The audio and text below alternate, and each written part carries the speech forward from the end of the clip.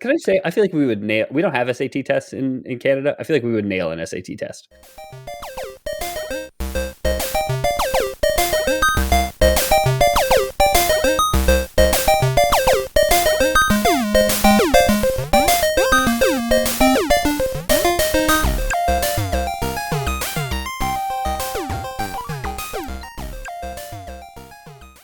Welcome back to the internet's number one fake history podcast, The Lore Boys. I'm your host, Ethan Palmer. And today we're going to be talking about the history of the land of Nosgoth, the setting for the Legacy of Kain series of games. With me, as always, is Jamie and Peter. Hi, Jamie and Peter. Hi. You guys want to say hi back? Or? Hello. Hello. Hi. He got the number one credit, and I got the and featuring in that shout out there. So hello. Yep. I'm the Nas, you're the Goth. I am. Yeah, look at my eyes. True. Yeah, Pete's the big titty goth mommy of the show for you new listeners out there. You gotta do what you gotta do, man. Everybody needs a role. And by big titty goth mommy, I mean 5'6" tall Greek man. It's more of a Visigoth thing. It's not really the milky skin, big tit woman you're talking about. No, that makes sense. Good. Yeah. So, what's your guys' exposure to the Legacy of Kain series? Because mine Legacy is of Games, no big deal. Jamie and I both big into creatine, full body workout. Really? I think it's pretty good. We use the same PDF. You guys love taking creatine and shitting. I've heard. Yeah, it is very good. No, do you guys know the game series at all? I played 3 of them. I had 3. I may still own all 3 on GOG because I had to request a refund. Because I'd heard good things about them from Fragile Shark specifically, I think, on the Discord. Shout out to the OG patron. Well, so funny you say that. And I will get to, sorry, I don't mean to cut you off, but I will get to who requested this episode. And I was sure Fragile Shark was among them. Shout out to Fragile for sure. But he did just say, in response to somebody else's requesting this, because it's been requested a lot throughout the years, like going back 4 years has been requested. And he did just mention like a few months ago, like, oh, they'll get the SEO bump if they do it now. But that's the only record I could find of Fraggy Shark requested. Yeah, it's because there's like remakes now coming out. So I bought the remasters came out 3 months ago or something like that. Yeah. Oh, fuck. Okay, well, I'm out of the loop. Shit. Mm-hmm. But anyway, I bought a bundle on GOG to play the originals, and they just the first one. The controls don't work properly on my computer, and I was told like, oh, you can download this mod and blah blah blah blah blah, and like for the same reason I didn't play the OG Stalker games is like, I don't have the energy to do the paperwork anymore to get the fucking thing running. Same reason I don't play Fallout New Vegas anymore on my current computer. And then the other 2 that I bought didn't launch at all. So I had requested a refund. I think I still own them, so maybe one day I'll have the time and energy to do it. But I've played the first one, like the isometric one where you play as like a gray-skinned vampire man. And it is Kain. Very cool. Like, it's very, very cool. The voice actor I know was like Megabyte from Reboot, like Frollo from The Hunchback of Notre Dame. He's a really cool... Fun fact, I did not write this down, but I'm 99% sure I did read this somewhere. That I don't know if he was the voice of someone in Reboot, but playing as Kain in Blood Omen was that voice actor's first gig.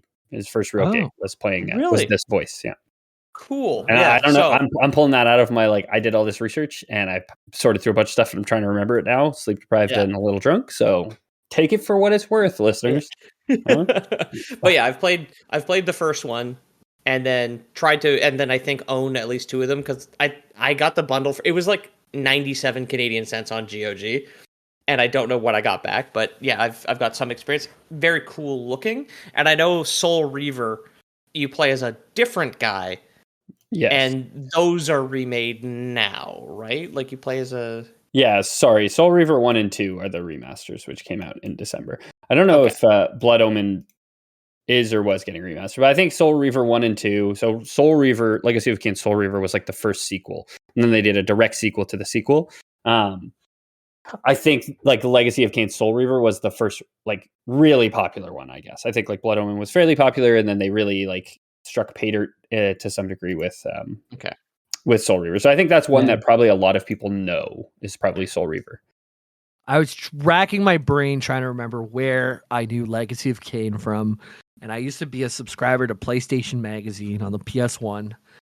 Even into the PS2 days, that was every Christmas. My dad got me PlayStation Magazine. Oh yeah, thing, which was cool because it always had demo discs with like 6 or 7 demos, and ads for other games and stuff. And I had Legacy of Kain demo, the demo. from demo disc 43, which you can apparently buy for like £3 on eBay. Holy fuck, yeah. Yeah, but I do remember playing the game and really enjoying it and like wanting more, but never actually following up and getting the game. So I played a demo and that's it. Yeah, it turns out I still own Blood Omen Legacy of Kain, and at some point on GOG rated it 4 stars, I guess, despite the fact it didn't work. So. Nice. Pete's an easy critic. I'm a cheap date. Yeah, so I've never played them, never had any experience with them. The remasters came out. Fragile Shark said, "Hey, you guys would get good SEO if you did this other guy's suggestion." And I thought to myself, Fragile Shark requested this one. I'm going to do it for him. And I know Stolen Valor in the private chat. I think it was Sauce Boss who said, who mentioned that they're releasing a tabletop RPG at some point in the near future, set in the land of Nosgoth. So that's my bread and butter, obviously. Tabletop RPGs, titty RPGs, as I like to call them.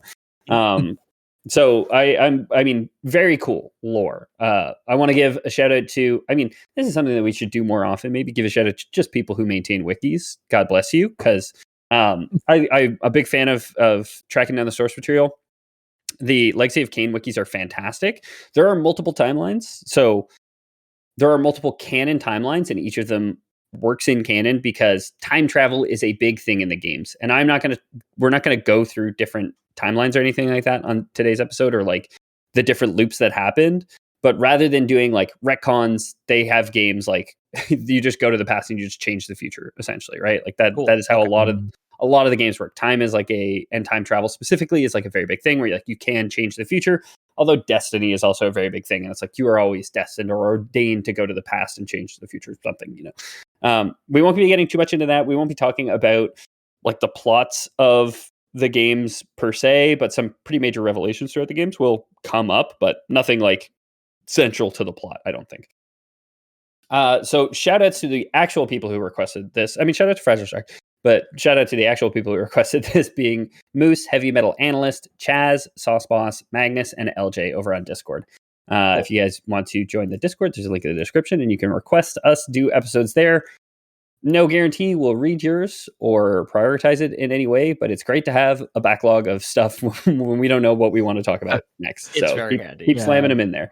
Yeah. I apologize to the very enthusiastic person who joined recently about like, Ben, I'm so glad Pete loves anime. And I was like, oh, I got some bad news for you. Yeah, anime Pete.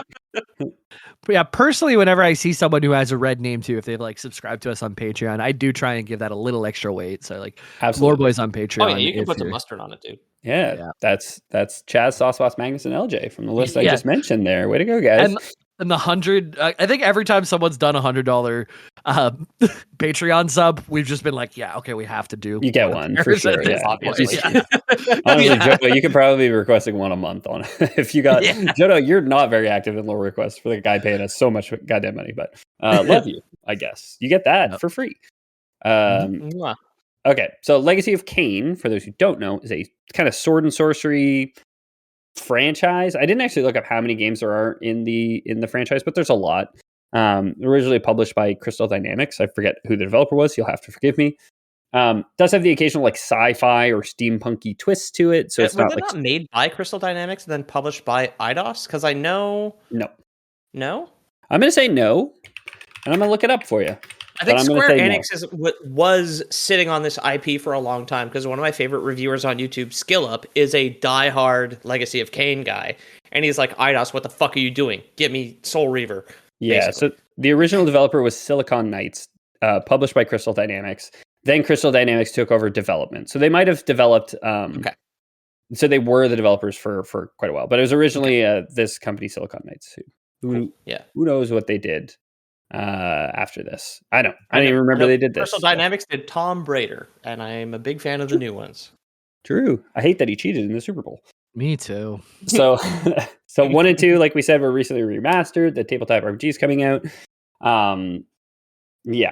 the heavy themes of Destiny throughout the stories. We're going to be talking about like the setting, the world of Nosgoth. So if you want to get into the tabletop RPG and you're unfamiliar, then cool. And if you want to get into Soul Reaver, most of this stuff would be kind of exploratory found for you throughout the games. But if you want to enjoy it as you're going through, then that's what we're here for, huh? Laying the groundwork, as it were, right? Mm-hmm. So all the games take place in the same general area. It is unclear if Nosgoth is the name of the world or the name of just like a country or a location in it. For all intents and purposes, the lands of Nosgoth, and by extension, the setting itself, are what we're going to be talking about. You can think of it as the world because at time of writing, nothing exists outside of what's been like the very small area of the games, right? It's like New York, New York. It's the state and it's the city. True, yeah. It's the state and the world. Yeah. I'm glad that the United States is renaming Earth to New York. Newer York. Yeah. You guys are on a tear these days, let me tell you. Yes, Mr. President. Very good. Yes, Newer York. Yes. Very good choice. Yeah. Not ideal times to be traveling. As somebody just got back from the States, exchange rate not super cool right now. But no. But if you head over to patreon.com/loreboys, that exchange rate's actually very cool. Yeah, no, it's great for us. Yeah, we love our American patrons because your dollars are so powerful. I know. Your New York money. So in the world of Nosgoth, there's 3 planes of existence which overlap to form it. There's the material realm, the spectral realm, and the demon realm. Okay. Mm-hmm. Wait, go ahead. Wouldn't material be in the middle, spectral above, demon below? I don't know that it's ever so explicitly lasagna shaped. Okay. But yeah, like I think it is more like one of them. I do love fantasy lasagna though. That would be very nice. Yeah. I'm going to send you to the lasagna dimension. Yeah. But no. Is that what Yugi sounds like? I don't know. Like there's like the dark Yugi, right? When he's possessed by the pyramid. That's what I was going for the record. Yeah, when the pyramid turns him into a teenager or something. Yeah. Something like that.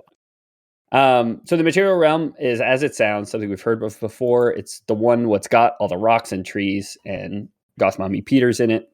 Thank you. And ricotta cheese. I was laughing to myself about like tomatoes. And that's a dip, not a lasagna, for Christ's sake. There's no. Do you put ricotta? What? Oh, I thought you said Cheetos. I'm sorry. No, ricotta cheese. Yeah, I was like, I didn't think you said talking about a bean dip. Like, what the fuck? I did think that you said ricotta cheese, then potatoes, but you must be tomatoes, right? Tomato, potato. Yeah, I heard potatoes, and I was like, he must have meant tomatoes, and I was gonna let the listeners eviscerate you if you said potato, but here we are. Huh? That is gnocchi. What a lasagna is, okay? Jamie out here making shepherd's lasagna, where it's just honestly probably be still pretty good. Yeah. Lasagne chinois, I'd fuck with that, absolutely. Yeah, like is shepherd's pie a lasagna? Let's open the debate. Huh? Well, no. Now we're just getting into casserole territory too, because I think they all fall into lasagna a casserole. I think so. Oh fuck! What is it? We're gonna piss off the Italians now. Yeah. Hey, listen, they can come to their northern border and beef with me in the Visigoth borders. Okay, like I don't give a fuck. Yeah, you got fucking elephants waiting in the Alps, buddy. You watch it. Give him one. Cereal soup or casserole. Yeah. Cereal's a soup. So the spectral realm is the land of the dead. There's no physicality or even time. That's why I kind of say like, can you have lasagna without physicality? I don't think so. Garfield disagrees. The telltale Garfield will remember that shows up on your screen when you have the thought. I hate Mondays and things that don't exist in the physical realm. Yeah, treatises on Mondays was lost in this like the second millennium. Hey, no time, no Mondays though, huh? That's not so bad. Oh, or all Mondays. Or all Mondays. Oops, all Mondays. Oops, all Mondays.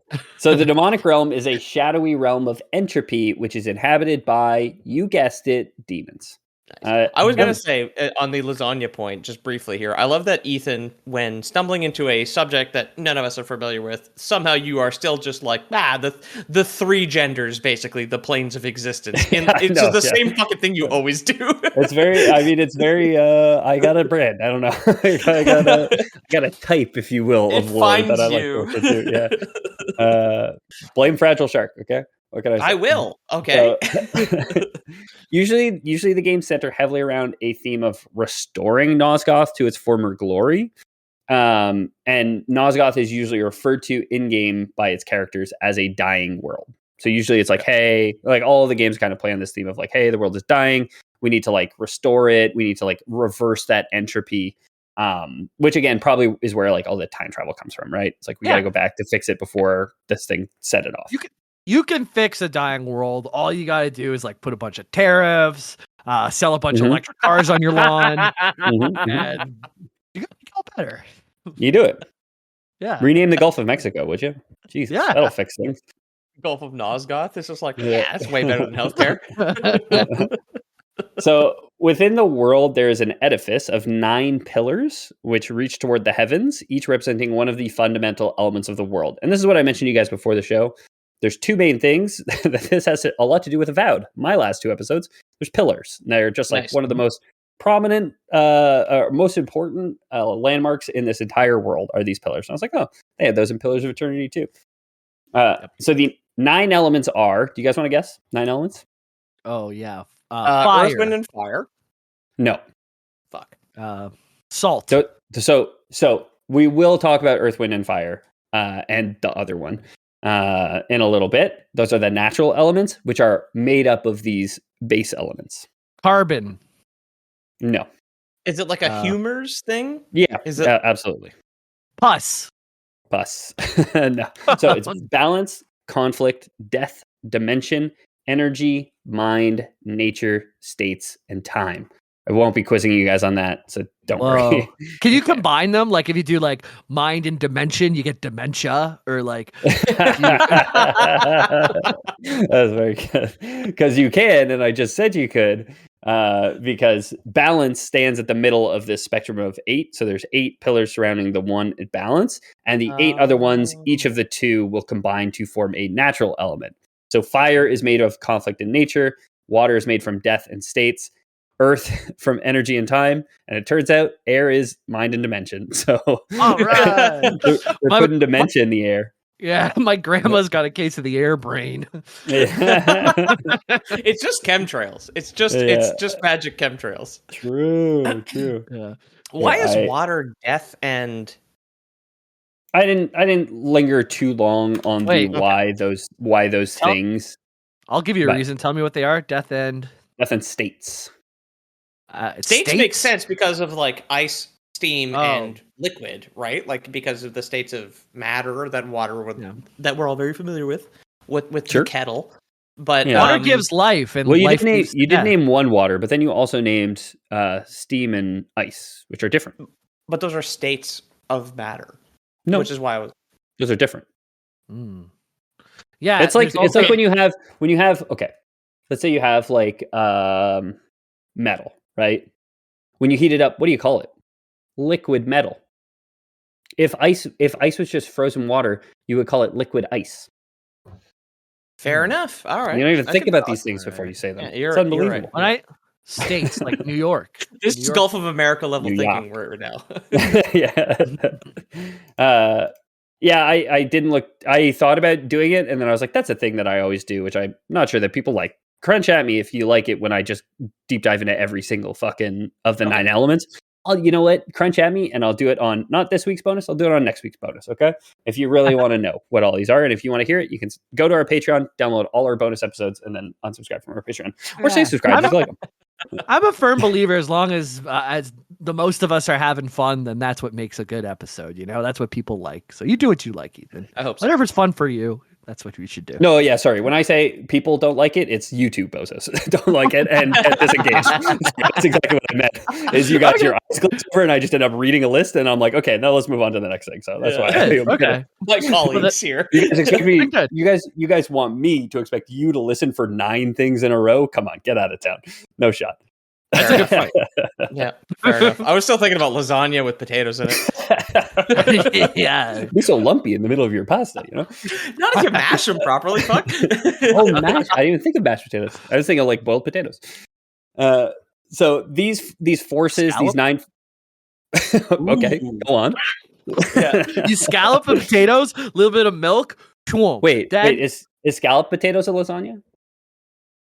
it's the start of one. One of the layers, certainly. Yeah, you put the layer on bottom, and then you put some tomato sauce. Then you maybe put a noodle on top of that, get crazy. And then you put ricotta cheese, and then you put dementia grandma, and then Yeah. R.I.P. dementia grandma. Yeah, So these forces, these 9 forces, represent not only the fundamental laws of physics in Nosgoth, but also its magic. So somehow, dimension makes sense for physics, like you say, Pete. Balance, sure. Mind and time, yeah, absolutely. States, energy, all physics, but then also magic. So there's like magics tied to each one of them, right? And again, there's pillars which rise up infinitely high and infinitely low, representing one of each of these. Magic, of course, would be used by the inhabitants of Nosgoth, right? You're not going to have magic in your world and not use it. That'd be crazy. not like us. We forgot how they built the pyramids, guys. Come on. True. Such a shame, honestly. Thanks, boomers. they use liquid ice or whatever to float the blocks down. Yeah. So magic would be used by the inhabitants, but there weren't always inhabitants to use it, as far as we know. So in the beginning, long before written history begins, we have a figure known as the Elder God. Despite them being a pretty pivotal character in the games, we know very little about the Elder God. I sent you guys a picture, a PS2 or a PS1 era picture of the Elder God. So he's a god of the hentai variety. He's a big, massive tentacles, and he's around before any known mortal life on Nosgoth. We talked a couple episodes ago about how much I love 90s adventure game graphics, PS1 graphics. Also, the work that people did within the restrictions of the PS1, top tier. Brilliant. Absolutely. I think diversity breeds creativity in a lot of ways. Yeah. Right? That's why every game looks the fucking same now, is because we have killed God with our at this point. Yeah, I was like looking up because Nosgoth sounds like another thing that I remember from Hearthstone, which is like Nagoth or something, which is like based off a Lovecraftian thing. Nazoth, right? Yeah. Nazoth, right? Yeah. So maybe look up Lovecraft Nosgoth, and apparently Lovecraft's diary is in the Legacy of Kain and in the language of Nosgoth. This is all Lovecraftian, like this Elder God. I said hentai, but I think I had written Lovecraft and I said hentai's funnier. Okay, nice. But yeah, it's very like it's tentacles and all that stuff, right? So exactly. There is other non-mortal life that we have confirmed. I'm gonna say there's one called the Mass, simply, which is a being of incredible psychic power, which we'll talk about in a little bit. I'm going to say, and we'll talk about it later, who knows if it was around at the time of the Elder God, but it is kind of immortal as well, so we could say that it was, or we can talk about where it might have come from a bit later. But so in Legacy of Kain 2, Soul Reaver, the Elder God describes himself thusly: I am the engine of life, the source of Nosgoth's very existence. I am the hub of the wheel, the origin of all life, the devourer of death. This is our second very similar thing to I was going to say a lot of avowed language. Avowed and pillars. There's only these two things. There's just pillars and there's the wheel of fate, which he describes in that quote is a very important plot piece throughout the series and is the inevitable cycle of birth, death, and reincarnation, which all living creatures in the realm are constantly moving throughout. So the exact same as Pillars of Eternity lore and Avowed. There's like the process of rebirth is called the wheel. And I don't want to take anything away from Obsidian. I bet you I don't think this was original when these guys wrote it. You know what I mean? Right. I forgot the name of the devs again, but not to dwell too much Silicon on Knights. Silicon Knights. That's Not to dwell too much on Avowed, but we haven't talked much since I've been gone. But Pete, I noticed that you posted a screenshot of a dialogue option that made you laugh. It also made me laugh independently. Fucking funny. Yeah. It was just the exact You betcha. And then you or betcha you lie. betcha lie in brackets. Yeah. Yeah. I And mean, it doesn't really change much. Too, It's no so matter what. fucking funny. But if we were a little iffy on it, I was iffy on it before. Guys, play Avowed for 90 minutes straight. It is so fucking good. Like, I had a rocky start. It's excellent. Yeah. Oh, Moving okay. on. I'm in the 4th zone out of 5, and it's like I'm looking forward to finishing it. It's fun. Me too. Yeah, it's excellent. I will play it someday. I'm super glad you guys are having fun. So a quote from the Elder God in the Legacy of Kain Defiance. The wheel of fate must turn. All are redeemed in the cleansing agony of birth, death, and rebirth. This is the engine of life, the purifying rhythm of the universe to which all souls are irresistibly drawn. So it's super, super important, this whole wheel of fate business in the games, right? And of course, with our only character that we've talked about so far being immortal, the wheel presumably isn't up to a whole lot up to now, right? There's just one guy and he doesn't die. So how can the wheel spin? Right. Is he just sitting there like flicking it with one of his tentacles, just trying to think about what to do with it? Like, it's just like clicking. Now you're making me think the wheel is like, you know, the ones they put in the river to like grind the grain or whatever, and the water wheel like makes it move. Yeah, the wheel's perfectly still unless souls aren't dying and falling through. Oh, so there's just a bunch of souls falling through a wheel. You have to like start a water wheel by like pouring water in at the top, right? To get the gravity to like pull it down. So you got to kill a god at the top so it'll fall through and get the wheel going. Yeah. Wait, is this like massive tentacles just sitting in like a bunch of like unprocessed corn and like water falling slightly off the side of like a big wheel? He's just like, I don't know what to do here. Cranky bread. That's some corn-fed elder gods. So, so at some point before recorded history, we either bring it up to or whittle it down to 2 no races. I'm gonna say bring it up to because it's just easier, but they weren't writing it. So who knows if there were Neanderthals that these guys killed out? We'll never know, right? I think we fucked them out of existence, frankly. Okay, Pete. Care to go on? I'm just saying. Cool. Yeah. I mean, at least someone would fuck I me would out love of some existence. evidence to the contrary, Mr. Mr. Rogan. Yeah. I mean, if you gotta go, like getting fucked out of existence might be kind of cool. Decent. Pretty good, cool. yeah. Second best way to go, I would say. Okay, I'm not going to take the bait. The first best way is choking on the lucky potato in your lasagna. All the children love looking for the lucky potato in our German lasagna. Yeah.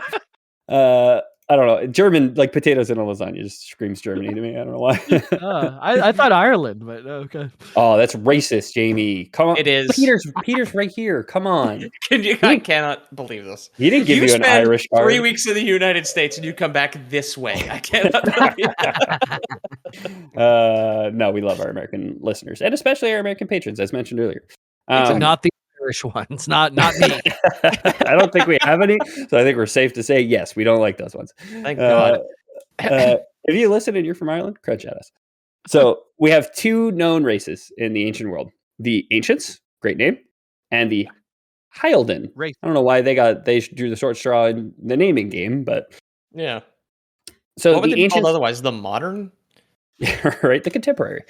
So the Ancients were a race of proud, very powerful winged creatures, not unlike angels. So I sent you guys a picture of an ancient.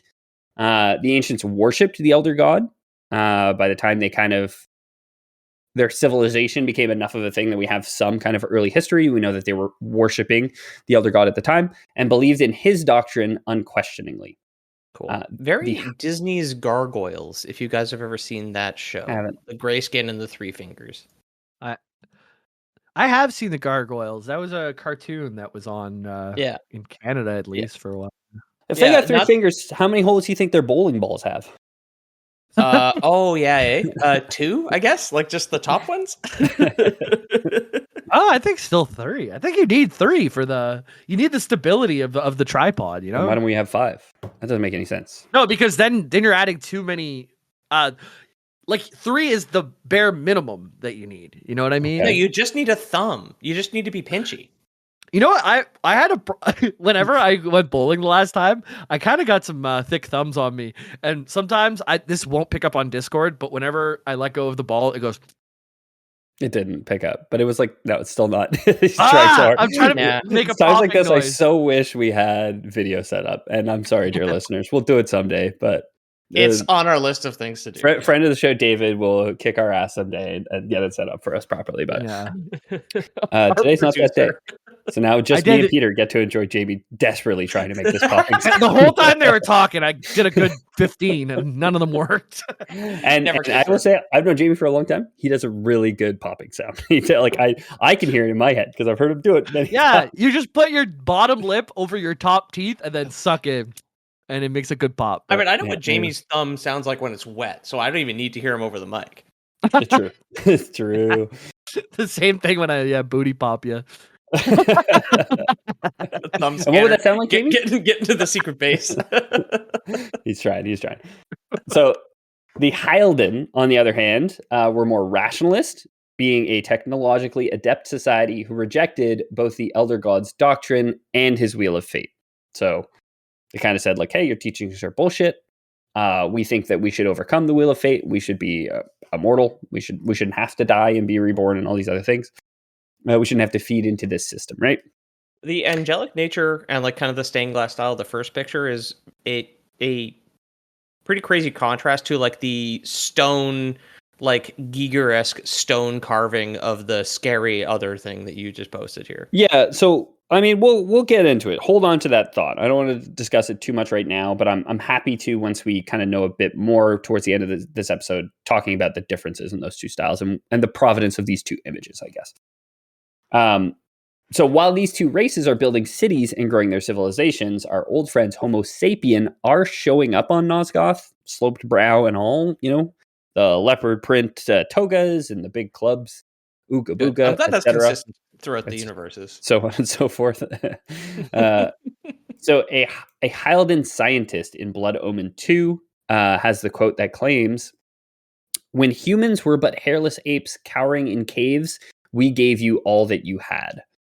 So who knows if this is true? This, like, when that Hylden scientist is saying it, it's obviously like thousands of years later. Who knows if it's true or hubris from this scientist? I want to take a moment to give another shout out to not just the people that do the wiki, but Crystal Dynamics, presumably, maybe Silicon Knights, who knows? But somebody did a fantastic job releasing material for this game and archiving it on the internet. You can just find scripts. Like, the scripts for these games are just online. It's crazy. That's crazy. And so originally it was on, I think, like the unofficial site, which the official site is no longer up. But those sites have been archived. Like, those scripts have been archived from that site, essentially. So super helpful for me when researching this, be able to just go and find the actual codes from the game. Super cool. So shout out to the people that archive stuff on the internet. Go donate to Internet Archive, then donate to Wikipedia. You bum. Huh? And a library. Sure, yeah. Go give a library a book. They love those things. Go fuck someone out of existence. Yeah, they also love those things. Yeah. Best way to go. Second. So like I say, who knows if this bozo is telling the truth? I'm happy to say lore voice canon is that the Hylden do raise the humans out of the Stone Ages, because I think it makes a more compelling story for us. Because I think they had some pretty good motivation to do so. The ancients, the angel people, not big fans of having filthy Reddit atheists as the only other sentient race. Okay? So they've been doing what any of us would... Completely fair. They'd be doing what any of us would do if we were forced to cohabitate with a Reddit atheist, which would be trying to convert their heathen neighbors into those who could be saved. Of course, Okay, right? Yeah. Holy war against Reddit. Perfect. Yeah, I mean, we're a religious podcast. We always have been. So, we're saying that these guys were in the right. And by saved, I mean just worshiping for worship's sake, the inevitable cycle of reincarnation, right? So being saved is just having your soul cast into the wheel of fate to be reborn. Don't fight it. The Hyldens oppose the Elder God, whom the ancients worshipped, and by extension, their no good, dying is mandatory rule, right? So they armed the monkeys to protect them. What could go wrong? right? That is my Lore Boys canon. Why they decide to give humans technology? They're like, yeah, you guys will be chill, right? Go, like, we'll give you guys sticks and shit, and then we could be homies together. We'll outnumber them 2-1, right? Yeah. If you give a million monkeys a million AR-15s, eventually they're going to create Shakespeare. You know? True. Yeah. Yep. And a million years or something, I think. Something like that. A million years, million bullets, million monkeys, million AR-15s. That sounds right. Mm-hmm, mm-hmm. So what could go wrong? Religion could go wrong, of course. If there's one thing we know about humans, it's that they love being told to believe in something so much that they'll kill anyone over it, right? No, they made the Bible instead. Yeah. So the ancients rocked the Haldens' paper was to teach the humans about God, right? Eventually, the animosity would boil over, and the ancients, prompted by the elder god, would declare war on the Halden. Okay. So the Halden, the scientists, the ancients, the angels are like, we gotta exterminate these guys. We're done. The holy war is on. The war is nigh on apocalyptic. Humans are still like a very nascent civilization, despite being raised up by the Halden to some extent. It's super unclear like how developed they were at this time, but not enough to really be involved in the war at all.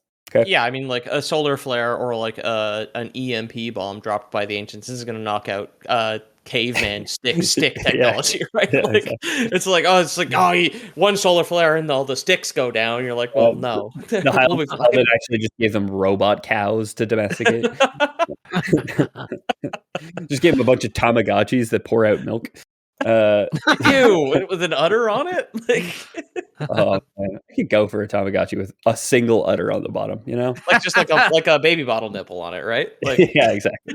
Yeah, no further questions. So the war is nigh on apocalyptic. Is said to have waged for 1,000 years. Okay. During it, each side gets their own prophecy, speaking of a Messiah who would save their side. Right? We got the ancients who get a prophecy saying somebody's going to come who's going to save the ancients. The Haldens get someone going to come save the Halden. The Halden hero is prophesied to destroy the shackles of the ancients' god, brandishing a fiery sword. The ancients' hero will fight for their side, but he'll also need a sword to do so, and that sword will need to be forged for him at some point. But they know that they do not yet have the power or knowledge to do it. Okay? So both sides get this prophecy that they're going to have a hero who's wielding this amazing sword. And both sides are like, well, we got all this technology, but we don't got technology for a really cool sword yet. So I guess we're just waiting for our Messiah to come, right? That's monkeys with AR-15s waiting for the sword.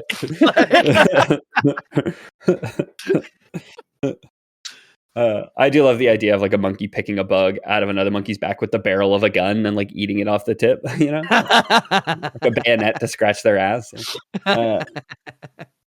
So after 1,000 years with still no sign of their messiahs, both sides realize that they need a more final gesture to end things. They need WMDs, right? They need the bigger stick, if you will. Mm-hmm. A Halden scientist known only as the Builder begins to work on a weapon which the Halden hope to use to wipe out all life on the world apart from their own.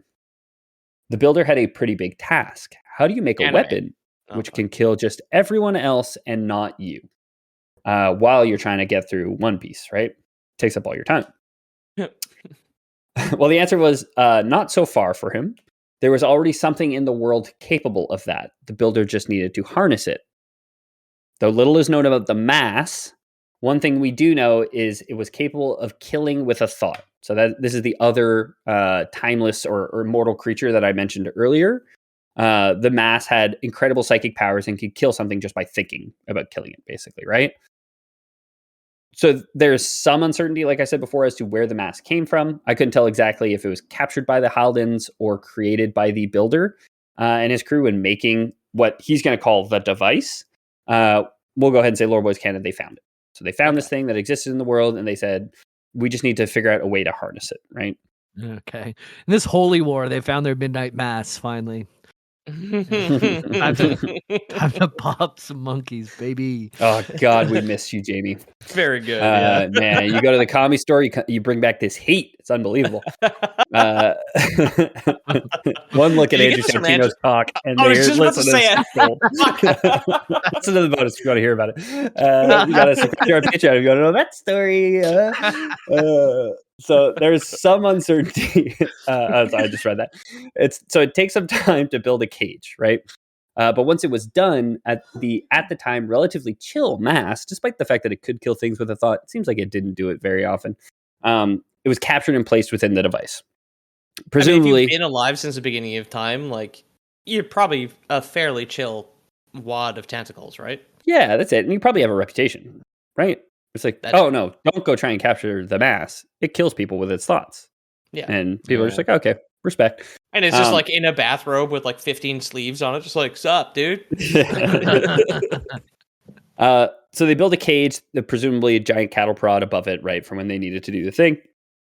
Now the builder just needs to boost the signal by building a conduit for the mass's psychic powers and tune it to the frequency of the ancients, right? Set to 97.7 Ancients FM if you want to kill all of them.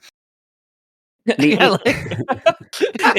you set out the kill signal or the brown note on CJ80 in Montreal, we could take care of the boomer problem in the city real quick.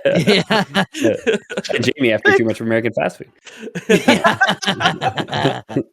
But it's funny. Like, imagine having to get something to think about something to kill it, and you're gonna wake it up, and you're like, you better not think about us. We gotta make it think about them. I'm the guy with the big giant cattle prod. Better not be thinking about me. What do? You leave like a magazine open with pictures of your enemies in front of its eyes for when it's just like it's just like a you'd have to wear a mask. There's like they have like a blow up doll with like the black wings from that makes it look like an ancient, a 3-finger blow up doll pressing a button that doesn't do anything while you press a button just out of sight. Yeah, like a 3-finger blow up doll struggling to hold a bowling ball. He's just like, kill them all. I don't like the juxtaposition of 3 fingers and blow up doll next to each other. Really? What's wrong, Jimo? It sounds like you're caring a little too much about a blow up doll's pleasure, You were popping Peter's asshole just a minute ago. I don't know what changed. So the ancients, of course, weren't just sitting on their wings throughout all of this. A group of very powerful ancient mages were working on their own plans for wiping out the hated, godless Hyalden, right? While the builder was searching for a way to get his killer pirate radio studio set up, the ancient mages went and tore a hole in reality. That's their fix, right? Oops. They had discovered means. That's what happened whenever I 3-fingered my blow-up doll. I tore a hole in reality for a second. So they discovered a means to rip a hole from the material realm to the demonic realm and managed to pull all of the Hyalden down to the hell dimension. Problem solved, right? Well, the Hyalden had a parting gift for the ancients, but we'll talk about that after the break. The Hyaldens did not go gently into that good hell. As their race was being removed from the material realm they had always known, they managed to utter one last curse upon those who had ruined them. The curse was threefold. First, the ancients would know an insatiable and animalistic hunger, a hunger for blood. Second, they'd hit them with the microwaved nut spell, making them infertile and incapable of continuing their species. Thirdly, they made them immortal, unable to die of old age. You'd think that last one's actually a good thing, but I'll remind you that the ancients, or should I say ancient vampires, worshipped the wheel of fate and the natural cycle of death and rebirth, a cycle they could no longer be a part of. Cool. Okay. Yeah. I knew Legacy of Kain was about vampires. Mm-hmm.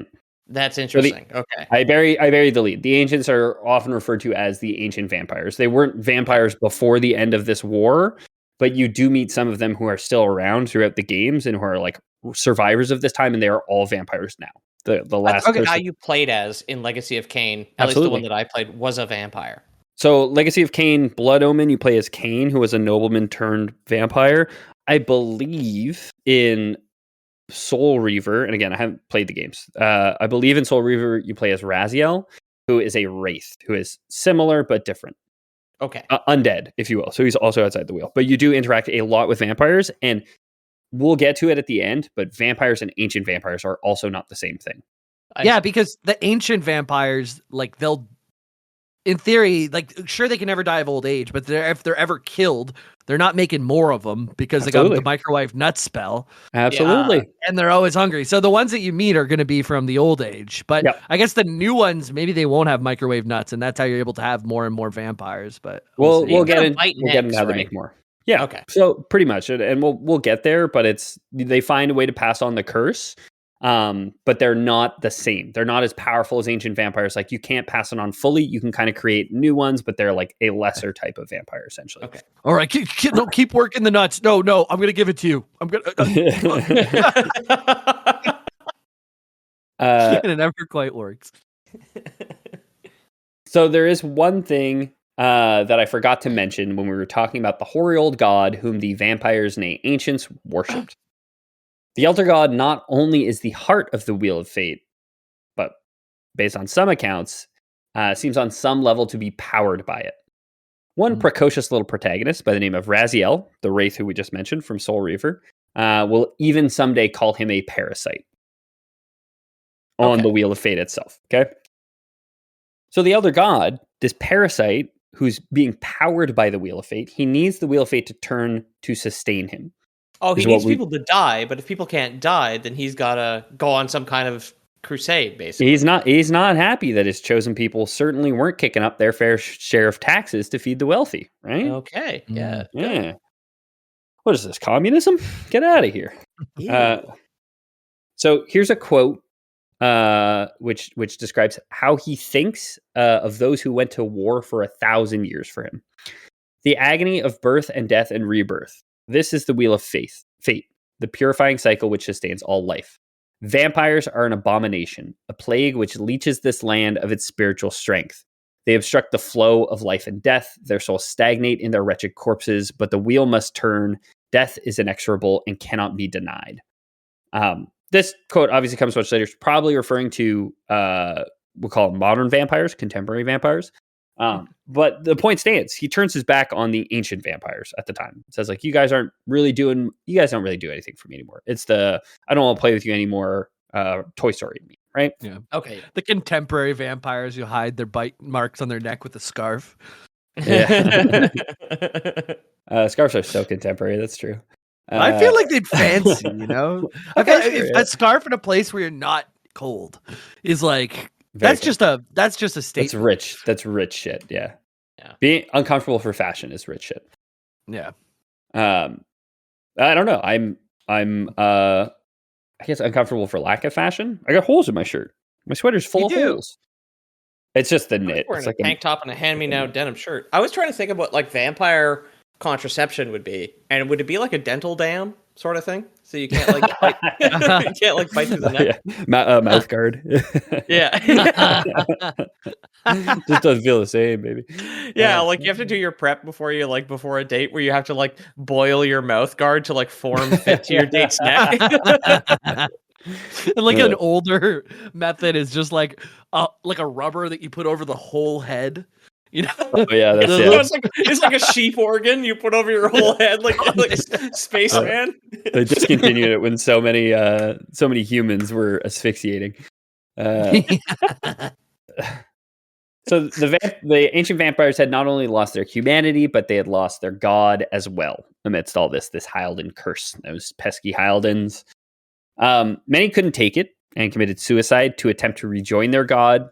I couldn't find if that actually gets them back into the wheel, or if it's just a desperate act to get the attention of their abusive boyfriend who had been ignoring them since they got immortal.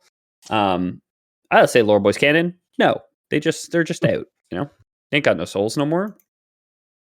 Those ancient vampires, not lost in the throes of despair, had another issue to solve. However, okay, that gate to hell they had hole punched through reality to get rid of the damn scientist that their abusive boyfriend told them to get rid of.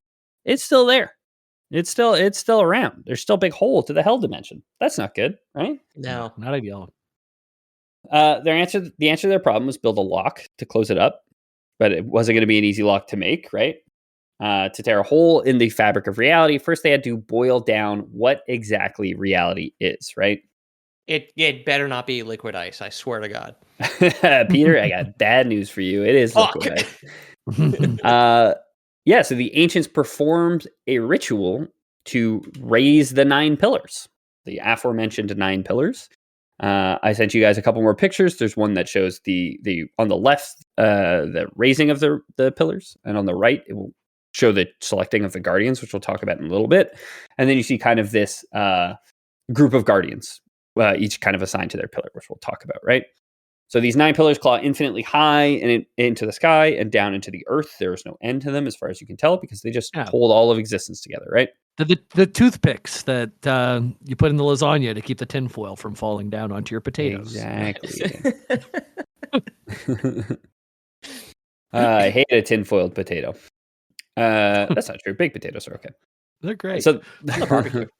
okay, you guys want to have this discussion right now? Because like, I hear often enough people say that baked potato is their favorite potato, right? Both my brothers. Insane. It's the worst potato. It's the worst potato. Wife signaling mid. Name me a worse potato.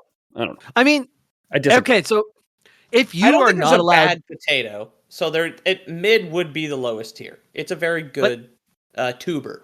Okay. But you got to set parameters here, because it's like, okay, well, are you allowing butter? Are you allowing milk? Are you allowing fully loaded bacon bits going crazy style? Because if you're just doing regular old, I got to make a potato, I don't have any condiments, this has got one way to do it.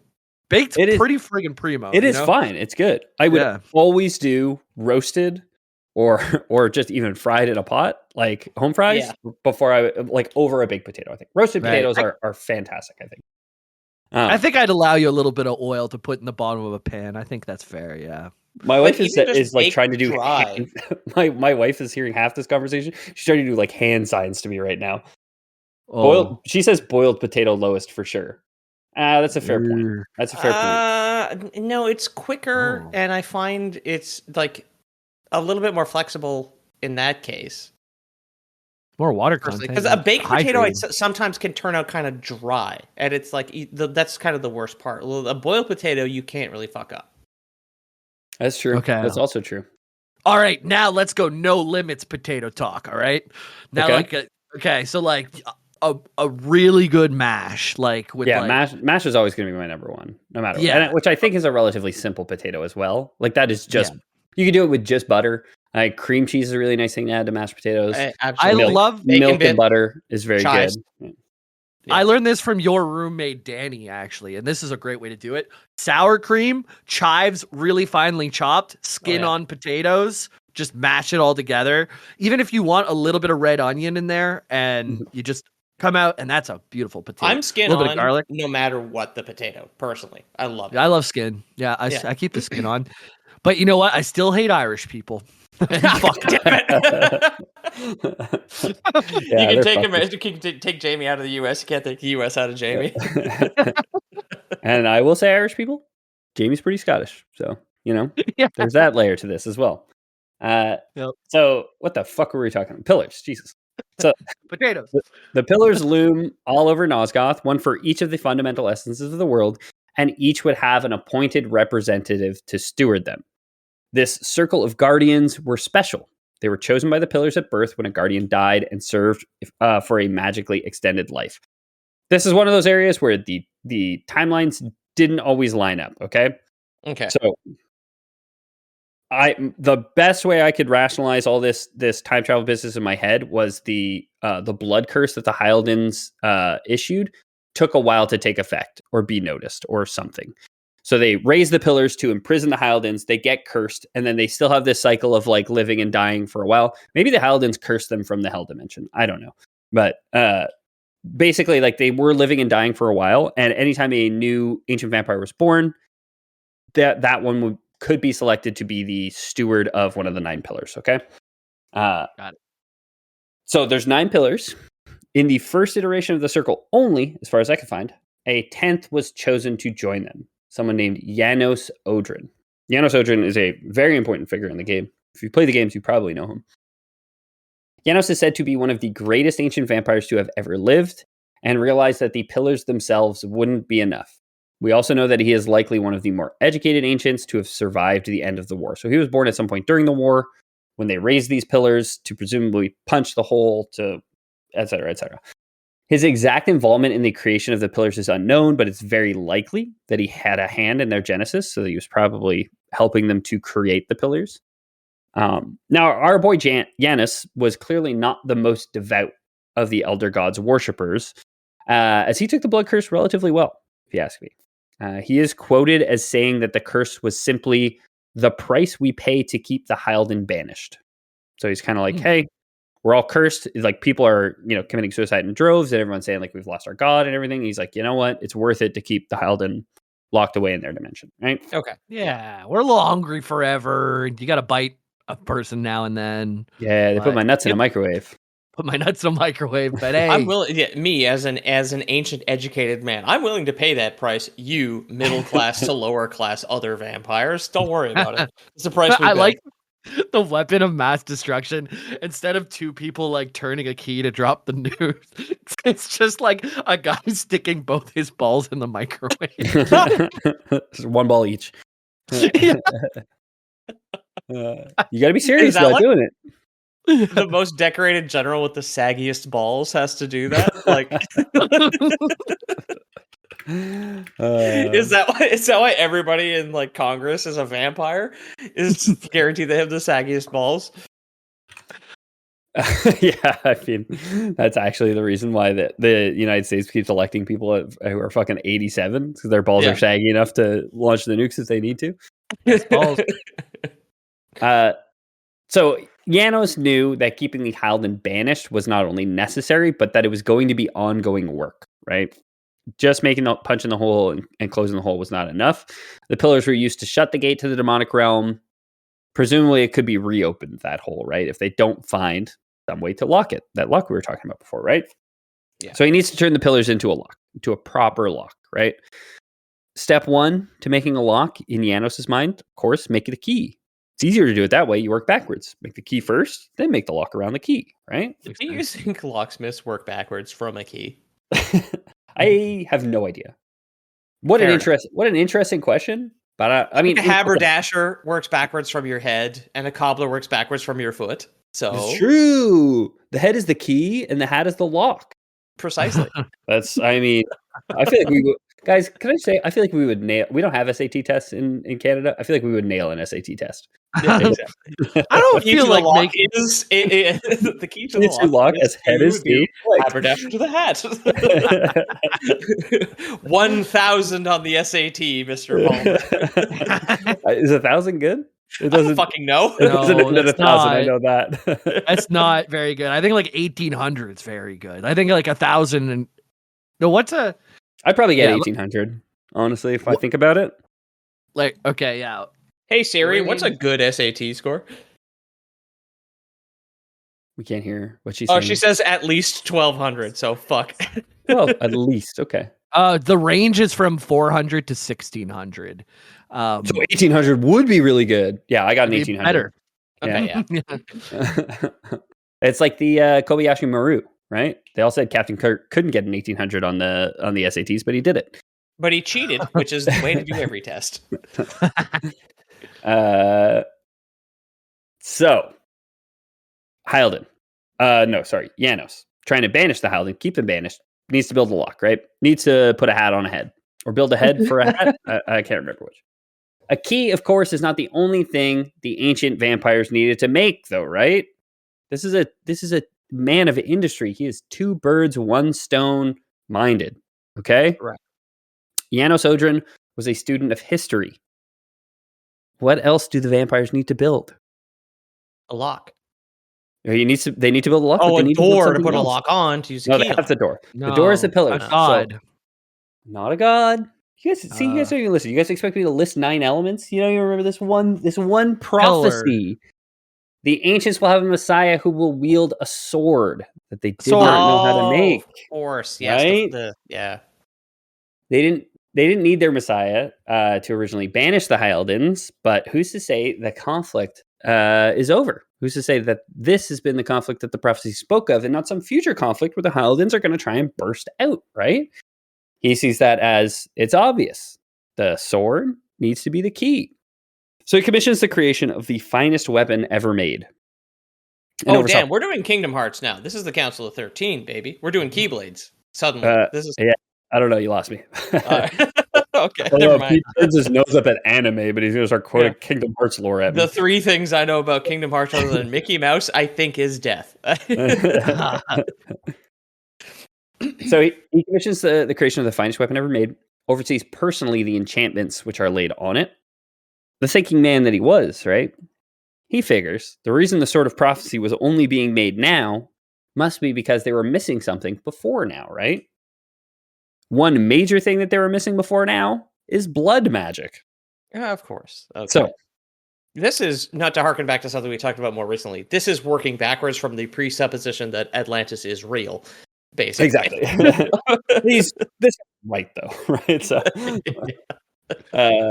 unlike Graham Hancock. That's it. Yeah, I forgot his name earlier too. I kept wanting to say Flint Dibble. I was like, no, he's the protagonist. No, he's the based one. For fuck's sake. Is he? we don't need to resurface this again. Okay. Okay. All right. All right. You go back to your We potatoes. can have them both on. Okay, so astute listeners will notice, like, hey, magic was tied to one of each of the fundamental principles. Blood wasn't one of the fundamental principles, right?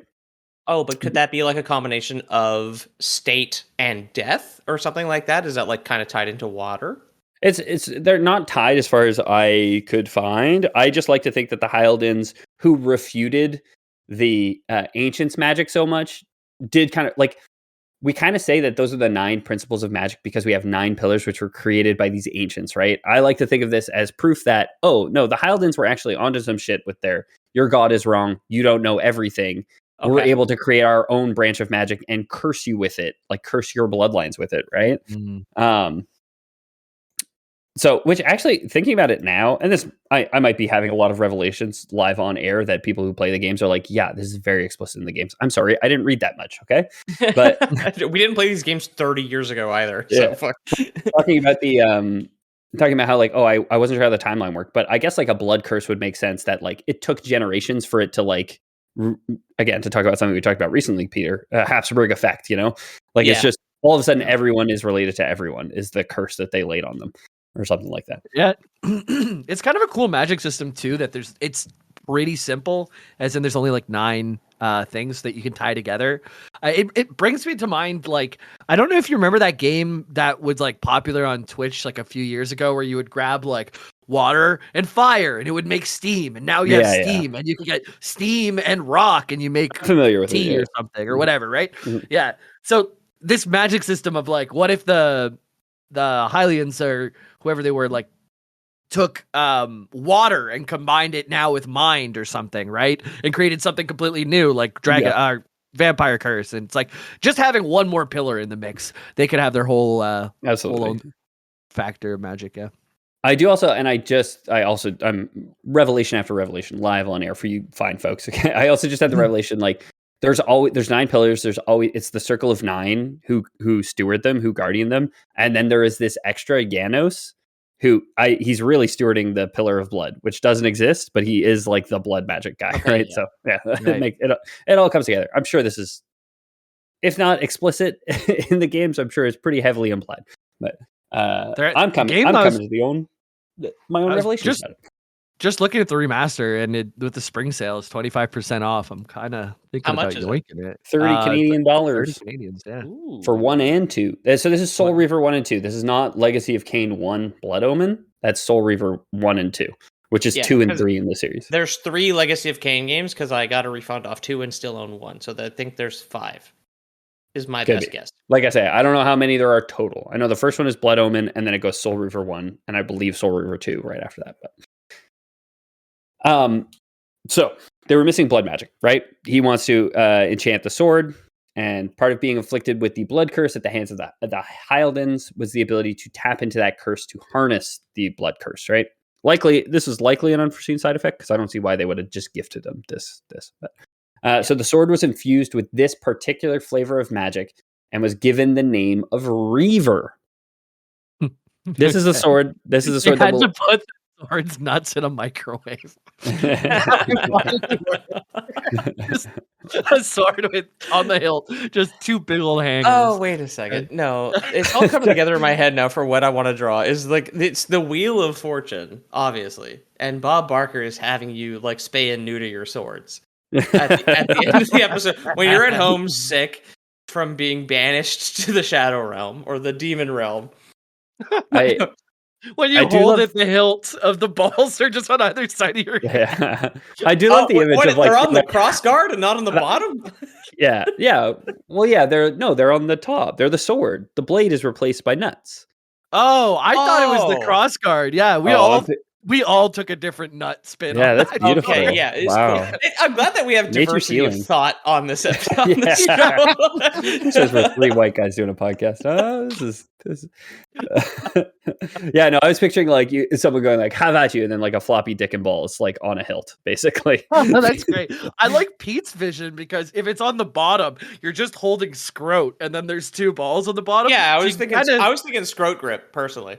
That's fun because it's not as rigid, so you can kind of get that sword like nunchucks kind of flying around on the end. You know, if you pommel strike someone, you get a little sick and you have to sit down for a while.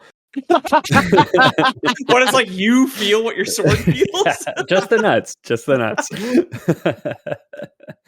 Okay, so he gives it the name Reaver. The Reaver would eventually end up dormant above a cathedral until a young vampire by the name of Kain would find it and use it to battle the Elder God. Okay, there we go. It will eventually come to be known as the Soul Reaver once it gets a little upgrade. Perhaps that's a story for another day. Like I said, we're not going to talk about the stories of the games, but this is the creation of the Soul Reaver from Legacy of Kain. Soul Reaver that we were just talking about. It was created by Janos.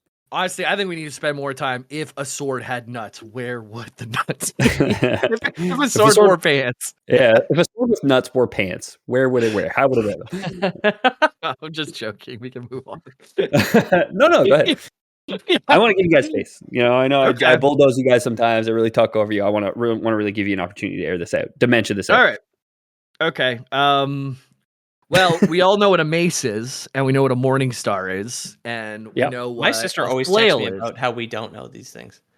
Well, a mace where nuts are on the end automatically becomes a flail, and in the morning, it'll be stiff on the bottom, and that's called a morning star. Okay. Yeah. I got 3 weapons right there, guys. You gotta help me out now. No, this is Jamie's topics, I thought. I was trying to think, like, I would put the pant legs over the cross guard, zip over the grip, so you could have that, and then whatever, my upper body coming out of my pants would be the blade, I think. I think you'd put it over that way. All right. And you can put a little belt on the hilt too, like where you hold the sword. Like if you put balls on a gun, where would you put them? Okay, on the magazine, no matter what, because I'm always gonna grab the sack and then like swap in a fresh sack. Wouldn't it be and then fun under the barrel? Like mine's under the barrel. The little you get the little keychains in Counter-Strike, right? Hanging off the barrel. Oh, the foregrip, yeah. Yeah. You just yoink them down. And then when you clip like a laser sight onto the gooch rail. You squeeze the foregrip and it shoots. Okay, Jesus. Some people like this. I'm sorry, fans of this vampire game, but Jamie's been gone for a minute and we're having fun. Yeah. I'm genuinely want to play this game. Yeah, I think there's a place where we could want to play this game while also picturing weapons with balls on them. Yeah, exactly. I was thinking of a sword with jeans on. Okay. Mine were hot pants. So the ancient vampires of a time long before we have surviving historical record, they're still dealing with a thorn in their side left by the Haldens, right? Forget artificially extended lives for the rich and powerful. We have socialism making everyone immortal now. No. Right? Because again, the Guardians were the ones who were long-lived. They were gifted the long life by the pillars that they created, and then this blood curse takes over, and everyone's kind of immortal now. Still, the Circle of Nine are special. They're still very powerful. They're tied directly to like sources of magic in the world, so they're obviously powerful sorcerers, right?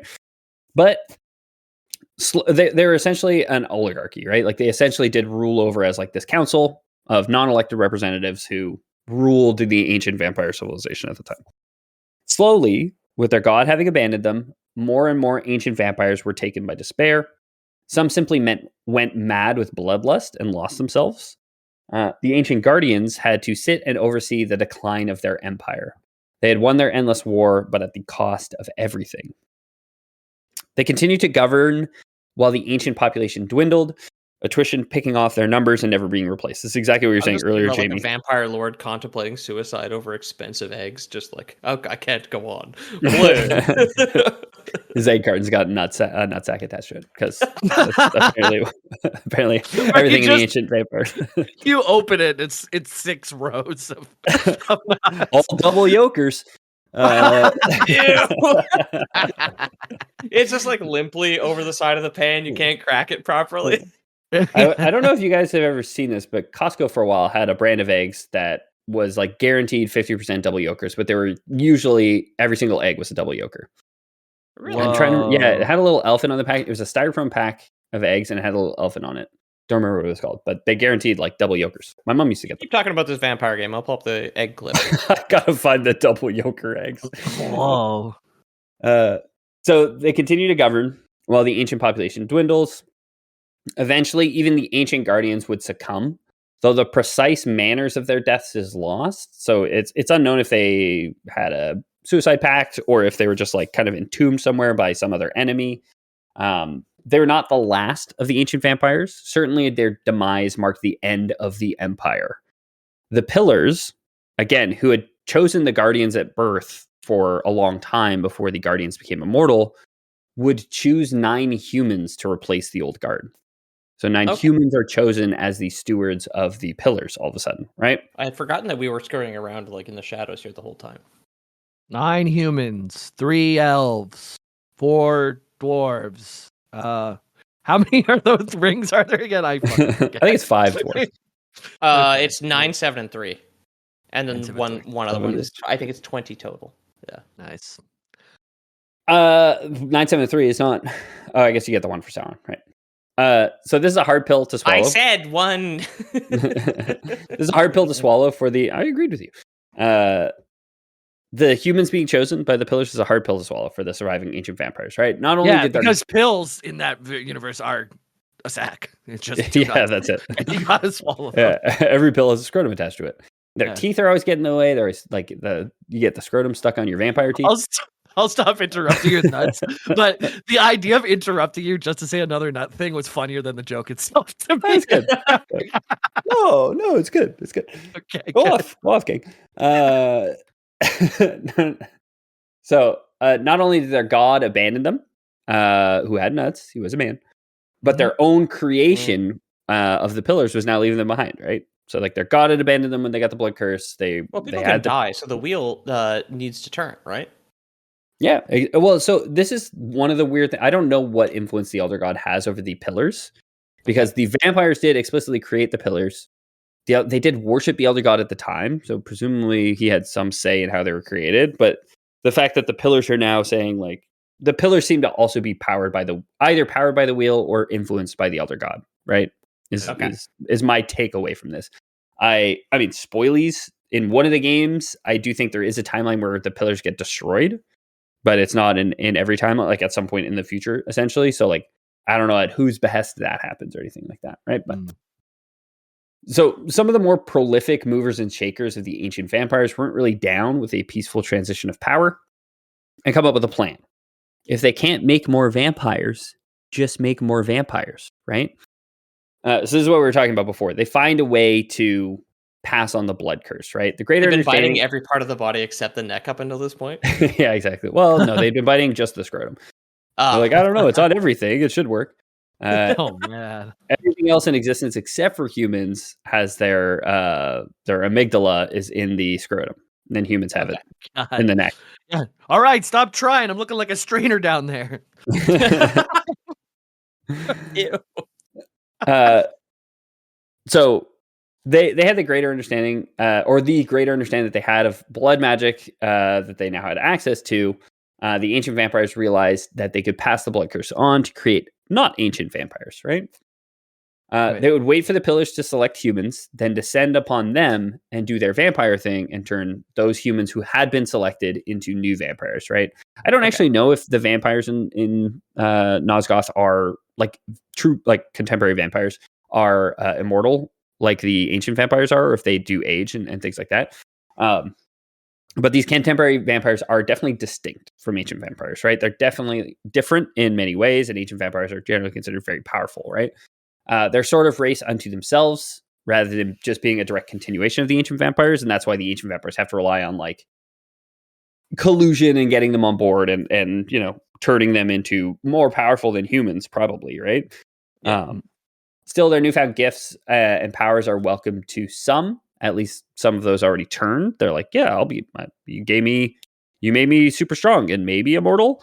No, they must be immortal because the older god earlier was saying like they're abominations. So they're we'll say they're definitely immortal. So it's okay. I'll give you immortality as long as you. Into a god doesn't turning into a vampire doesn't sound so bad in this world, at least.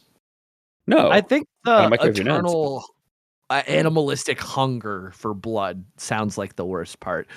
Do they get full, or are they just always hungry for blood? Like if it's always hungry for blood, then that sucks. But you think you get like sleepy after like a big blood dinner?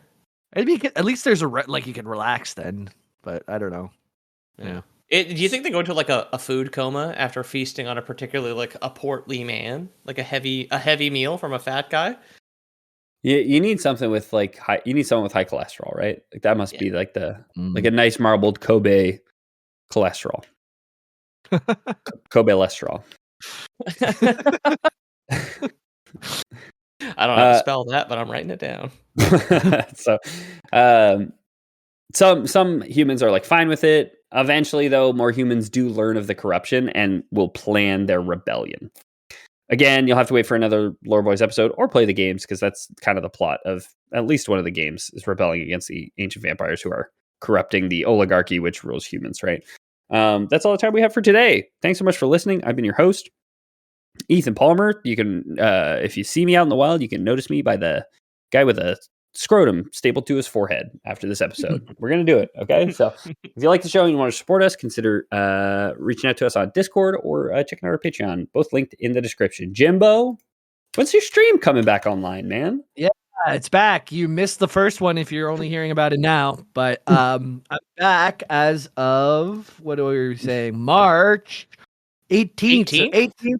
And then 25th will be the next one from when you're hearing this. Unless, I don't know how many episodes you guys recorded, but I think this is coming out this week.